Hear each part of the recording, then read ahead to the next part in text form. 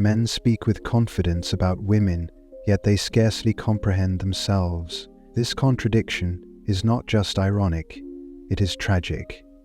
Plato never wrote those exact words, but if you examine his philosophy with the kind of relentless honesty he demanded, you will find that this very principle pulses beneath every dialogue he ever penned. He wasn't interested in giving men advice on courtship.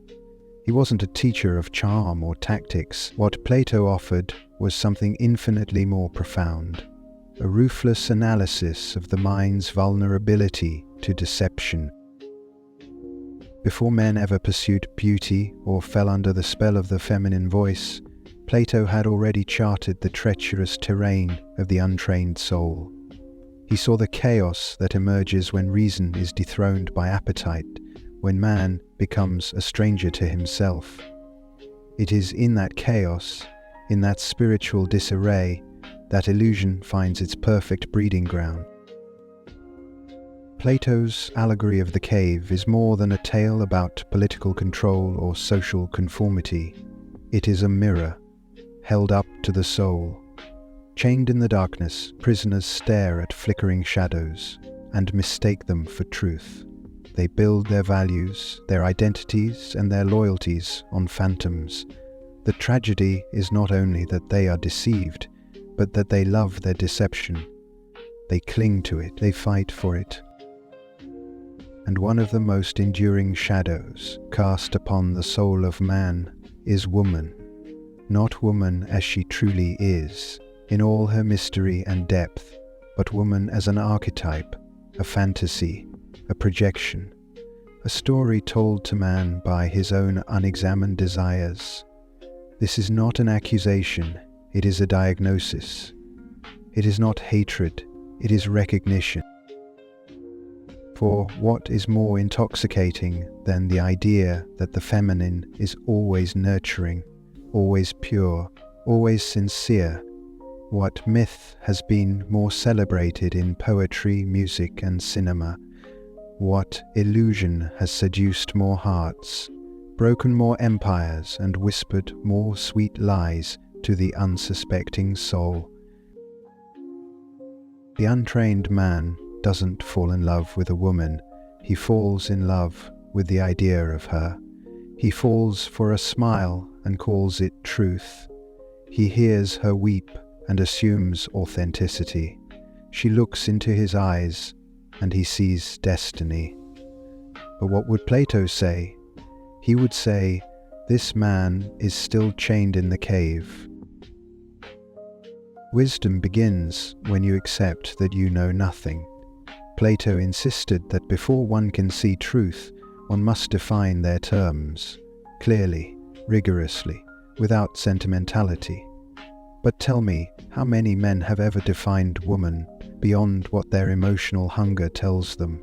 How many men study the nature of feminine power with the same intellectual fervor they apply to politics or war? Almost none, and that is why men fall. Not because women are manipulative, but because men are asleep. They are emotionally illiterate, spiritually naive, and philosophically unprepared.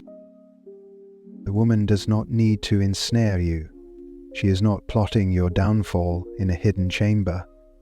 No, she is simply present, and her presence reflects back every weakness you have never confronted in yourself. She becomes the unintentional revealer of your lack of discipline, your hunger for approval, your fear of being unseen.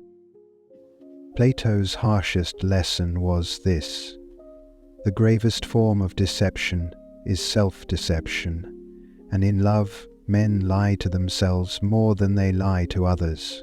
They declare their feelings noble, their intentions pure, their love eternal, but what they are really doing is projecting a shadow while pretending it's light.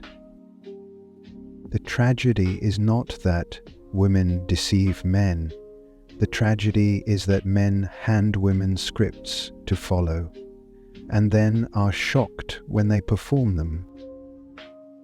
In the Phaedrus, Plato describes the soul as a chariot driven by two horses, one noble, one wild.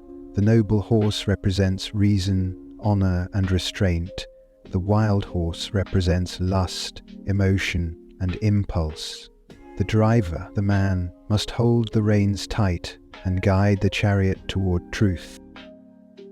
But what happens when a woman walks into the room? The wild horse surges. It smells her scent, hears her laughter, feels the allure of her gaze, and it pulls violently toward pleasure. Most men, lacking discipline, lacking introspection, simply release the reins. They call this love. They call it fate. Plato calls it slavery. In the symposium, love is not presented as mutual bliss. It is portrayed as a form of divine madness. Beautiful, yes, but blinding.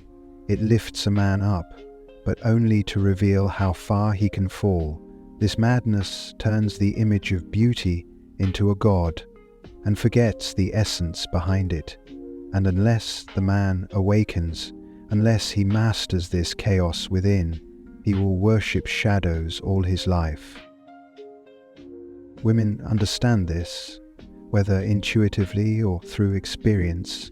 They recognize the hypnotic effect they can have on a man who lacks inner stability. They don't need to manipulate. They don't need to scheme. All they need to do is stand in the light of his attention, and the rest takes care of itself. The tragedy is not that she tricks you. The tragedy is that you offered yourself up to be tricked, not because you're weak by nature, but because you never bothered to govern the parts of yourself that seek pleasure over truth.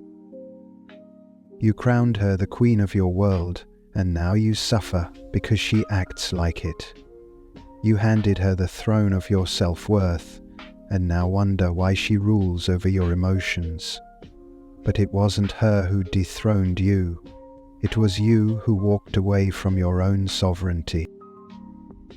Let us be clear, the feminine does not destroy the masculine. The undisciplined masculine destroys itself. And the woman? She merely reveals what was always there. She is the flame that exposes whether you are iron or wax. She is the mirror that reflects the architecture of your inner temple, not as you pretend it to be, but as it truly stands. Plato warned that when a man loses mastery over his appetites, he becomes vulnerable not just to personal ruin, but to civilizational collapse. The fall of a city begins with the fall of discipline in its men. Look around you. The evidence is everywhere. Men today are not falling in battlefields. They are falling in bedrooms, in text messages, in moments of emotional compromise. They are not dying by swords. They are dying by silence, rejection, or indifference, because they've linked their worth to the approval of someone outside of themselves. You may think you've escaped the cave because you've read books, built businesses, or acquired influence, but none of that matters if you're still governed by the hunger to be loved. You've simply built a new cave, this time with velvet cushions and golden chains. When was the last time you asked yourself why you pursue her? What void are you trying to fill? What story are you trying to make true? Is she leading you toward truth? Or is she a beautiful detour from facing the truth within yourself? These questions hurt, but that pain is sacred, because until you look at your desires without flinching, you will remain enslaved, not to women, but to the illusions you've built around them. You will mistake emotional dependency for romance.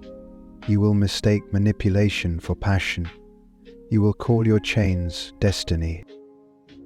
Plato knew that society runs not on truth, but on myth. and no myth is more persistent than the idea that a woman will save you, complete you, make you whole. But no soul can complete another. Completion is an inner event, not a romantic prize. Plato's psychology divided the soul into three parts: logos, reason, thumos, spirit or will, and epithumia, appetite or desire. When reason rules, the man is aligned. When appetite rules, he collapses. And appetite is exactly where most men live when it comes to women. She speaks sweetly, and he feels affirmed. She touches him, and he feels divine. But this is not love. This is addiction. The tragedy is not that women exploit this.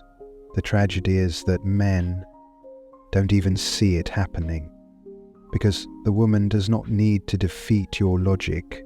She only needs to bypass it. She only needs to smile at the little boy inside you who still aches to be seen. And suddenly the philosopher becomes a child again. She is not the villain. She is the test. And the test is not about her at all. It is about you, about whether you are ruled by your instincts or your ideals, whether your mission bends when met with temptation, whether you live by truth or by comfort. Imagine a man crawling through a desert, his lips cracked, his mind delirious, searching for a drop of water. Now imagine that water is her validation, a text, a glance, a kiss. He stumbles, he bleeds, he begs, not because she promised him salvation, but because he never learned to quench his thirst from within. And here's the truth most men are terrified to hear. You were not broken by her rejection. You were broken long before she arrived. She only revealed it. Plato observed that a city dies when its men become addicted to pleasure. He wrote that when the pursuit of truth is replaced by the pursuit of indulgence, all structure collapses. And that's not just political commentary, it's personal prophecy. Today men are governed not by vision but by desire, not by logos but by longing. They chase women not as companions on a noble journey, but as trophies in the theatre of their own inadequacy. They seek not love, but relief, from loneliness, from emptiness, from the unbearable burden of facing themselves. And so they fall, over and over, not because women are powerful, but because men are undisciplined. Plato once said, "It is better to suffer injustice than to commit it." Why? Because the man who suffers remains intact, but the man who betrays his principles betrays his very soul. Now consider what happens when you chase her, when you beg, when you lie to yourself, when you sacrifice your mission just to keep her affection. You are not serving love, you are committing injustice against yourself. You violate your reason, you silence your truth, you desecrate your integrity, and you tell yourself this is noble, that this is what real men do. But Plato would disagree. The highest form of order is the man who rules himself. Society will always reward the man who plays the game, who flatters, who submits, who dances for attention. But Plato calls such men slaves in disguise.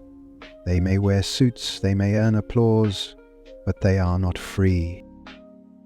Freedom begins the moment you refuse to betray your soul for the smile of someone else. Plato envisioned the ideal ruler not as a warrior, not as a charmer, but as a philosopher king, a man who has disciplined his appetites, refined his spirit, and submitted himself to the pursuit of truth above all. You don't need a throne to become this man. You don't need power over others.